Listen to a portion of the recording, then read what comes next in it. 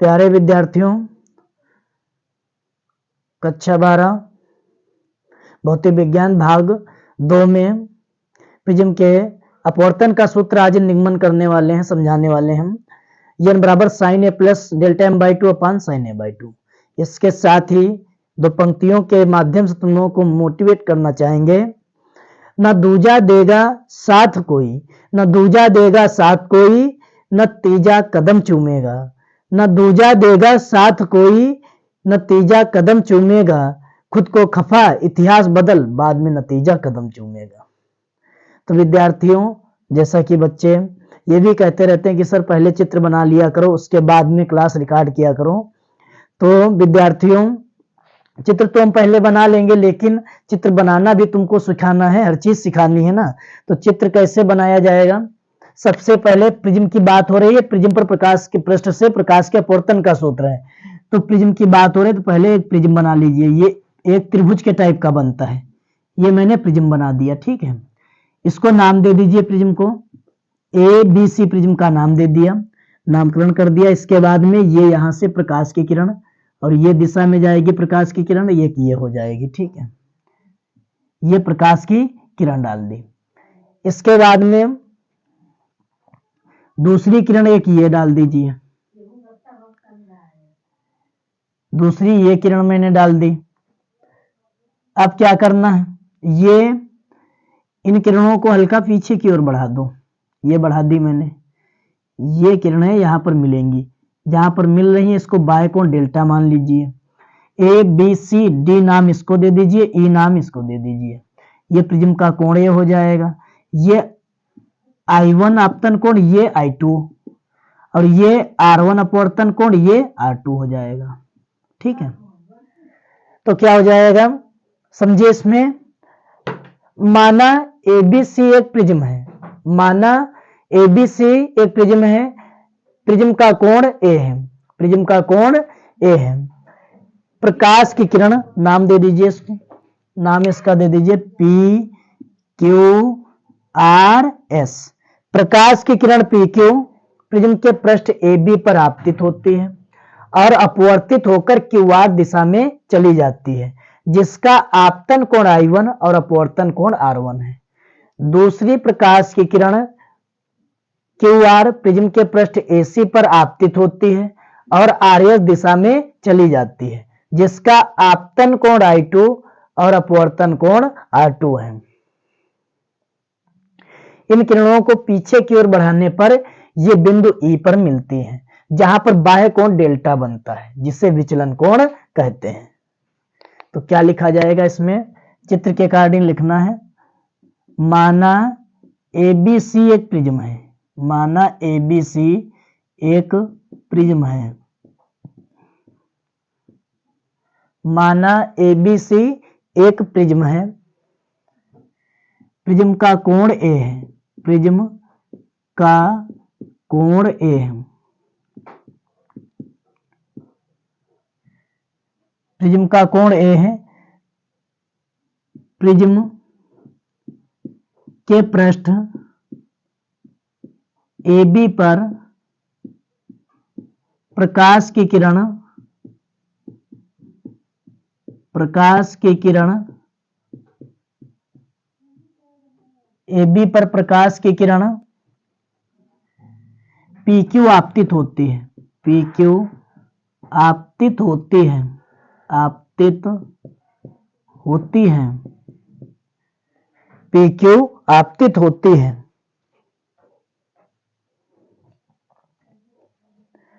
PQ आपतित होती है और अपवर्तित होकर, अपवर्तित होकर, अपवर्तित होकर, अपवर्तित होकर QR दिशा में चली जाती है, QR दिशा में चली जाती है,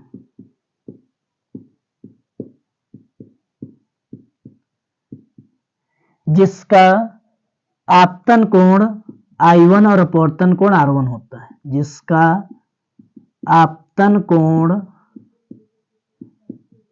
I1 और अपवर्तन कोण R1 होता है, और अपवर्तन कोण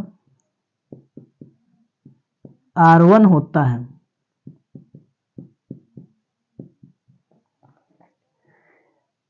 प्रिज्म के पृष्ठ AC पर, प्रिज्म के पृष्ठ AC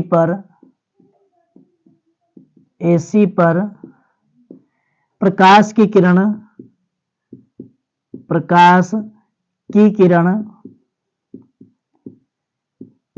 QR, प्रकाश की किरण QR आपतित होती है,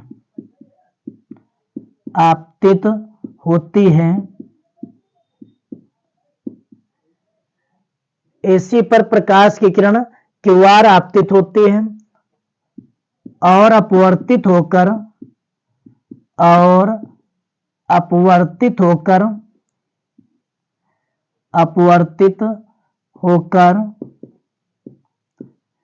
RS दिशा में चली जाती है, अपवर्तित होकर RS दिशा में चली जाती है।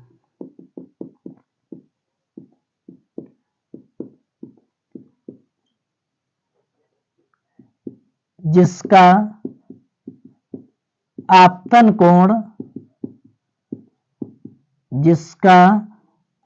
कोण I1 और अपवर्तन कोण R1 होता है। जिसका आपतन कोण I1 I2 लिख चुके हैं तो I2 लिखिए, I1 और R1 लिख चुके हैं तो I2 R2 लिखिए, दूसरी है ना किरण। तो जिसका आपतन कोण I2 और अपवर्तन कोण R2 होता है, अपवर्तन कोण R2 होता है। इन किरणों को पीछे की ओर बढ़ाने पर या बिंदु D पर मिलती है, पीछे की ओर बढ़ाने पर या बिंदु E पर मिलते हैं। किस पर मिल रही हैं? E पर मिलते हैं,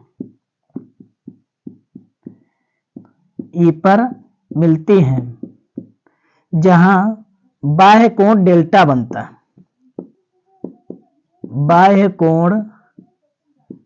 जहां बाह्य कोण डेल्टा बनता है, जिसे विचलन कोण कहते हैं, विचलन कोण कहते हैं।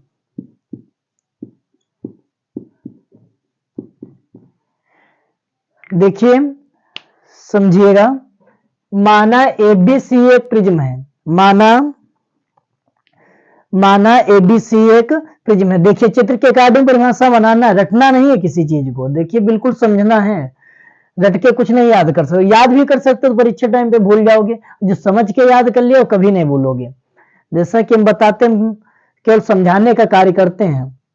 माना ABC एक प्रिज्म है, माना ABC एक प्रिज्म है जिसके प्रिज्म का कोण A है,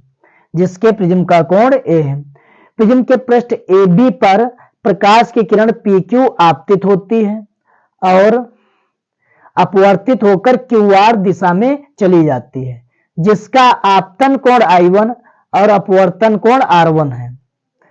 दूसरी प्रकाश की किरण, या कह सकते हैं प्रिज्म के पृष्ठ AC पर प्रकाश की किरण QR आपतित होती है और अपवर्तित होकर RS दिशा में चली जाती है, जिसका आपतन कोण I2 और अपवर्तन कोण R2 होता है। इन किरणों को पीछे की ओर बढ़ाने पर या बिंदु E पर मिलती है, जहां पर बाह्य कोण डेल्टा बनता है, जिसे विचलन कोण कहते हैं। ठीक है,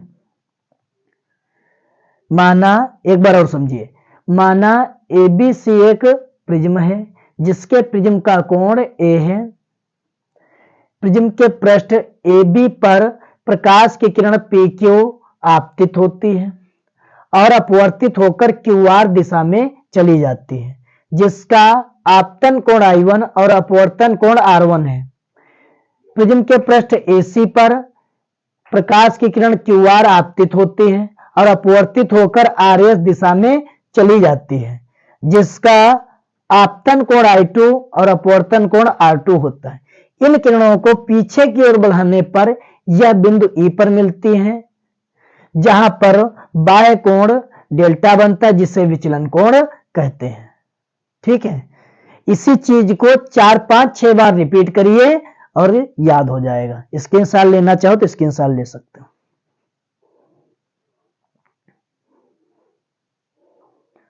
अब बात करते हैं निगमन। अब न्यूमेरिक चीज देखिए।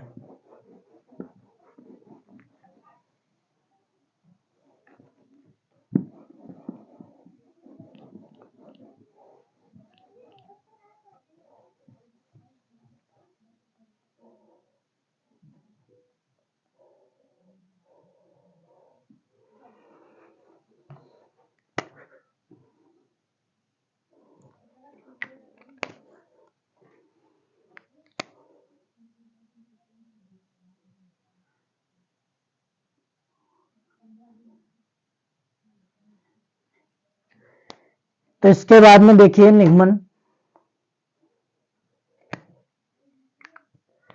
समझिए इसमें। अब ये I1 कोण है, ध्यान से समझना मेरी बात को। ये मैंने बना दिया एक चित्र, ठीक है। ये शीर्षाभिमुख कोण है। ये यदि I1 है तो इधर वाला भी I1 होगा, ठीक है, कुल I1 है। अब इसमें एक लाइन मैंने डाल दी, नीचे का कोण कर दिया R1, ठीक है। तो ऊपर जो एंगल बचेगा वो क्या हो जाएगा, I1 माइनस R1 हो जाएगा। क्या हो जाएगा, जैसे कुल I1 है और उसके बाद में उसका एक भाग R1 है, दूसरा भाग निकालना है तो क्या करेंगे, कुल से घटा देंगे एक भाग, दूसरा भाग निकल आएगा। तो इसका क्या हो जाएगा, I1 माइनस R1। ये वाला एंगल हो जाएगा I1 माइनस R1 हो जाएगा। और ये क्या हो जाएगा, I1 माइनस I2 हो जाएगा। उधर का भाग क्या हो जाएगा, I1 माइनस I2 हो जाएगा।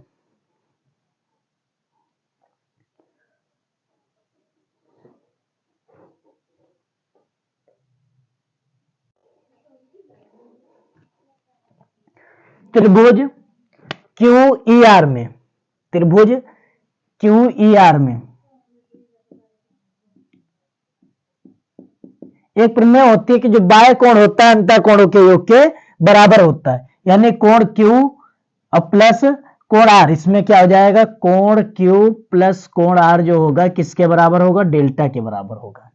ठीक है, तो कोण Q क्या हो जाएगा, I1 माइनस R1। अभी बताया मैंने कैसे होगा, ठीक है। ये वाला एंगल, इस वाले एंगल की बात कर रहे हैं।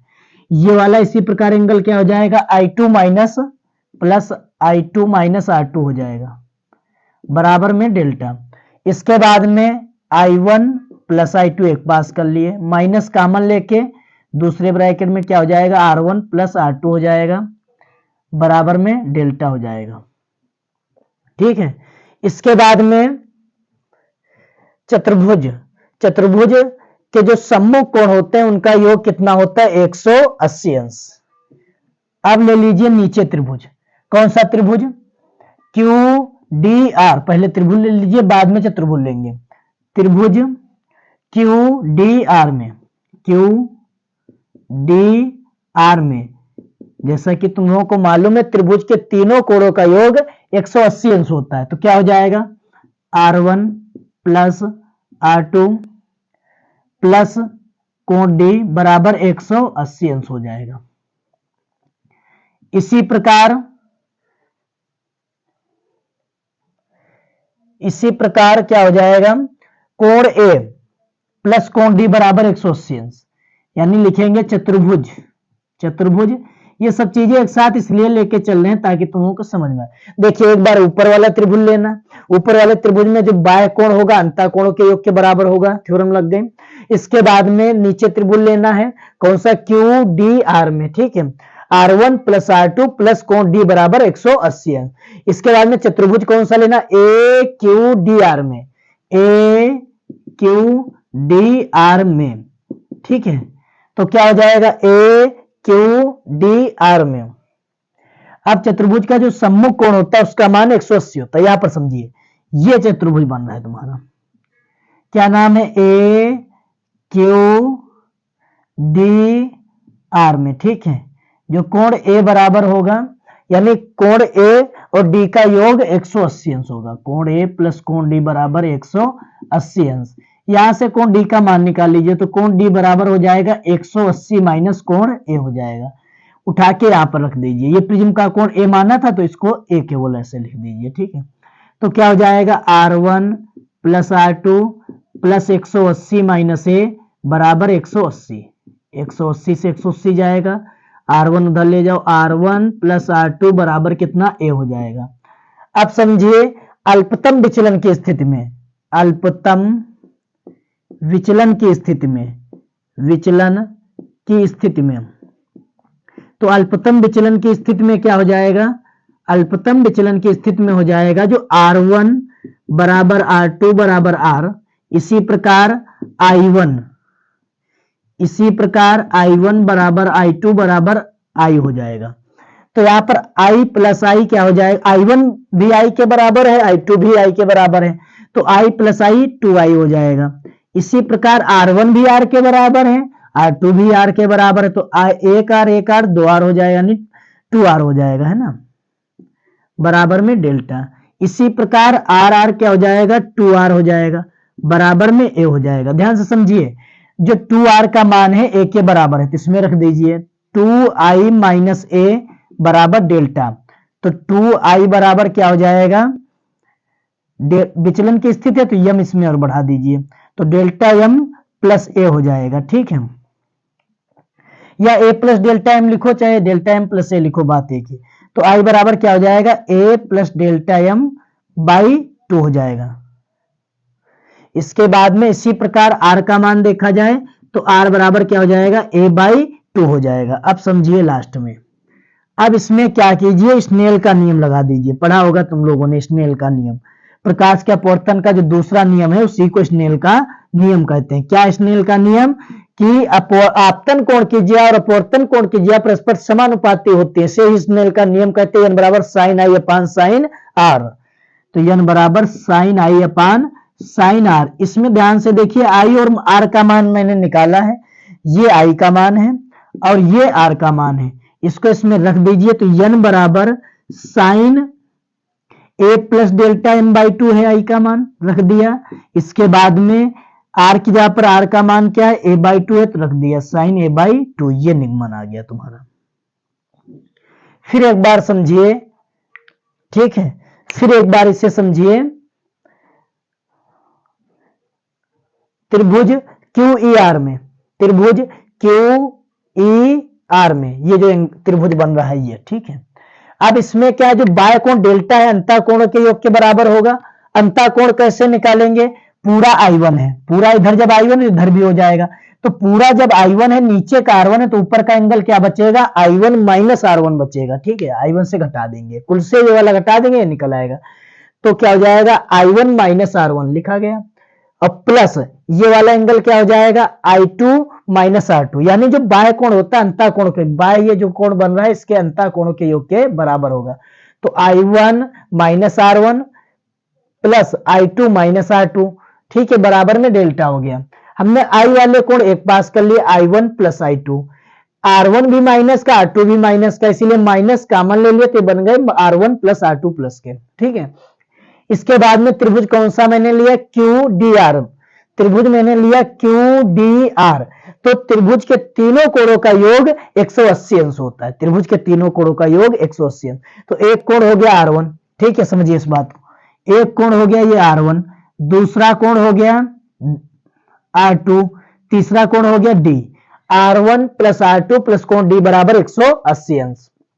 इसके बाद में मैंने चतुर्भुज लिया ए क्यू डी आर, तो चतुर्भुज का जो सम्मुख कोण होता है उनका योग 180 अंश होता है। कोण ए प्लस कोण डी बराबर 180 अंश। डी का मान मैंने यहां से निकाल लिया, तो 180 माइनस ए हो जाएगा। यहां पर कोण ए, अभी हमने ए माना था प्रिज्म का कोण, तो कोण लेने की जरूरत नहीं, ए ले सकते हैं, ठीक है।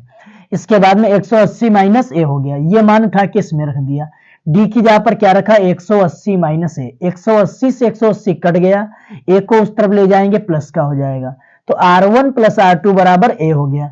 अल्पतम विचलन की स्थिति में क्या हो जाएगा, अल्पतम विचलन की स्थिति यह कहती है कि R1 बराबर R2 बराबर R, यानी R1 R2 का जो मान होगा R के बराबर होगा और I1 I2 का जो मान होगा I के बराबर होगा। यहां पर I1 था तो I हो गया, प्लस I2 था तो I हो गया, I प्लस I क्या हो जाएगा 2I हो गया, माइनस R1 का मान R था, R2 का मान R था, तो R प्लस R क्या हो गया 2R हो गया। विचलन अल्पतम विचलन की स्थिति यम इसमें बढ़ा देंगे तो क्या हो गया डेल्टा M हो गया। इसके बाद में इधर देखिए R1 की जगह पर R, R2 की जगह पर R, तो R प्लस R क्या हो गया 2R बराबर में A हो गया।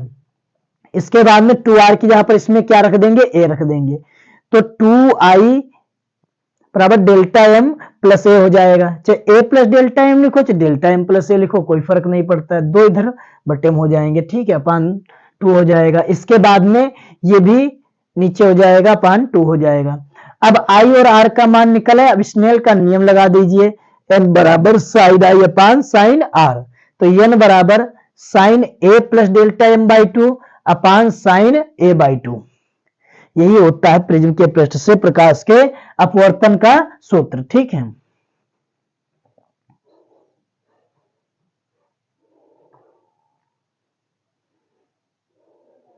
इसके बाद में पतले प्रिज्म द्वारा यदि पूछे, अगर परीक्षा में कभी कभार पूछ लेता है पतले प्रिज्म द्वारा प्रकाश के अपवर्तन का सूत्र, तो समझिए भाई पतले प्रिज्म द्वारा प्रकाश के अपवर्तन का सूत्र, थोड़ा और मेहनत करिए, ठीक है, थोड़ा और समय लेंगे तो वो भी डाउट क्लियर करा देते हैं। यदि कहे पतले प्रिज्म के लिए, है ना, पतले प्रिज्म द्वारा के अपवर्तन का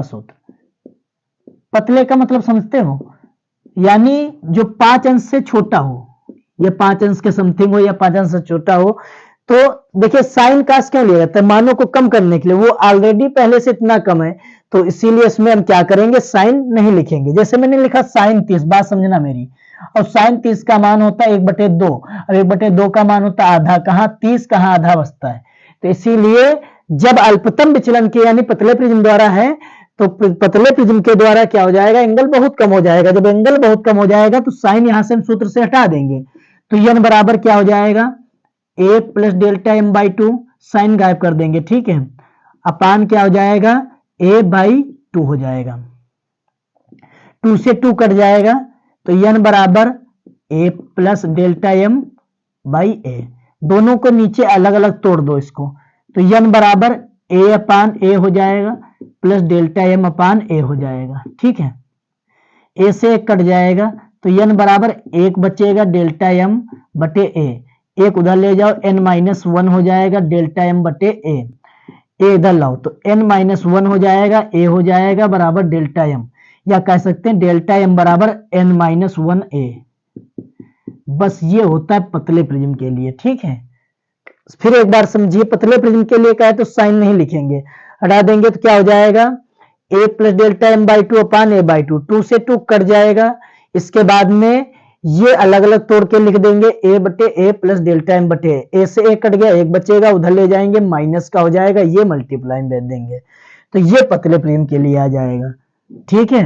यदि कोई डाउट रह जाता है तो कमेंट करिए, इसके बाद में इंटरनेट के द्वारा कमेंट देखा जाएगा, उसके बाद में उसी कमेंट के हिसाब से तुम्हारा डाउट क्लियर कर दिए जाएंगे। कोई भी डाउट बचता है तो कमेंट करिए, ठीक है।